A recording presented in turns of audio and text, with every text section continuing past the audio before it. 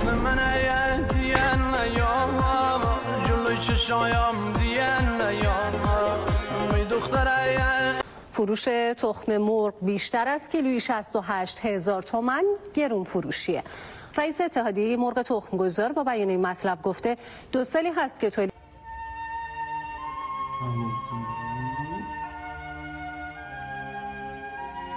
توجه فرمایید.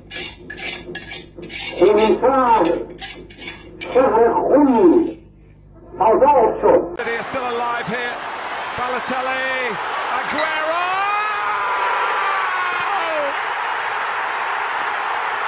اگه چشمات بگن آره هیچ کدوم کاری نداره.